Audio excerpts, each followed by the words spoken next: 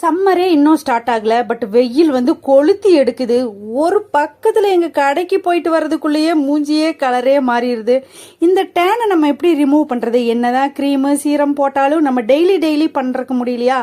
அதுக்காக தான் நான் சூப்பரான ஒரு ஐடியா கொண்டு வந்திருக்கேன். என்னன்னு பார்க்கலாமா? டேன் ரிமூவிங் சோப்பை நம்ம வீட்லயே எப்படி செய்யலாம்?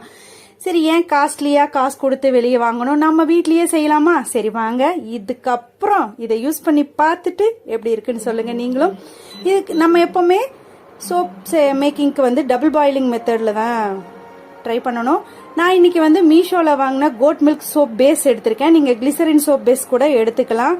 அதோட பையிங் லிங்க்கும் நான் கீழே டிஸ்கிரிப்ஷன்ல கொடுக்குறேன். நீங்க வேணும்னா செக் பண்ணி பார்த்துக்கோங்க. இது வந்து பெரிய 1 கிலோ பார், இது வந்து 1/2 கிலோ. இன்னொரு பேக்கெட் வந்து 1/2 கிலோ. நான் 1 கிலோவா வாங்கினேன். இதுல வந்து ஒரு 100 கிராம் மட்டும் எடுத்து நம்ம குட்டி குட்டி பீஸா கட் பண்ணிட்டு, டபுள் பாயிலிங் மெத்தட்னா அடியில தண்ணி கொதிக்கணும், மேல இன்னொரு பவுல்ல இந்த சோப் பேஸை போட்டு மெல்ட் பண்ணணும். அதுதான் டபுள் பாயிலிங் மெத்தட். நம்ம ஆல்ரெடி நம்ம பீட்ரூட் சோப்பு அப்புறம் நலுங்கு மாவு சோப் எல்லாம் ட்ரை பண்ணியிருக்கோம். நீங்க பாக்கலன்னா நம்ம சேனல்ல இருக்குது, வேணா போய் பாத்துக்கோங்க. இன்னைக்கு டேன் ரிமூவலுக்கு வந்து என்னென்ன யூஸ் பண்ணிருக்கோம்னா, உளுந்து, நம்ம வெள்ளை உளுந்து இருக்கு இல்லையா, சமையலுக்கெல்லாம் யூஸ் பண்ற இட்லிக்கெல்லாம், அது வந்து ஒரு கரண்டி அளவுக்கு எடுத்து பிளெண்டர்ல போட்டு நல்லா ஃபைன் பவுடரா அரைச்சிக்கிறேன். அது ஒரு ஸ்பூன் எடுத்துக்கலாம்.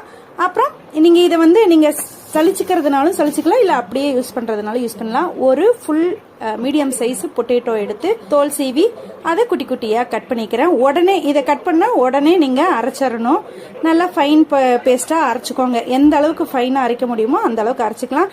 நீங்க இதையும் வடிகட்டுறதுனால வடிகட்டிக்கலாம். பட் என்னன்னா, அந்த ஸ்க்ரப் மாதிரி இருக்கிறதுனால நம்மளோட டேன் வந்து நல்லாவே ரிமூவ் ஆகும். அதனால நான் எதையுமே வடிகட்டல.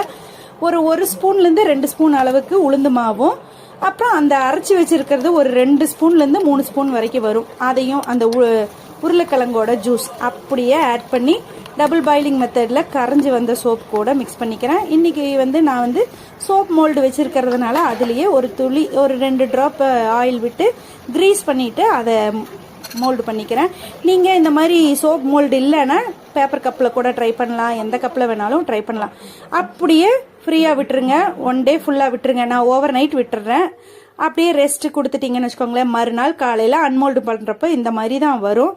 கொஞ்சம் நல்லாவே ரூம் டெம்பரேச்சருக்கு வர்ற வரைக்கும் விட்டு பாருங்க, நல்லா ஃப்ரீயா வரும். இல்லாட்டி கொஞ்சம் கொலன்னு இருக்கிற மாதிரி இருக்கும். இதை டெய்லி நம்ம குளிக்கிறப்ப யூஸ் பண்ணிக்கிட்டே வந்தீங்கன்னு வச்சுக்கோங்களேன், நல்லாவே விசிபிளான ரிசல்ட் கிடைக்கும்.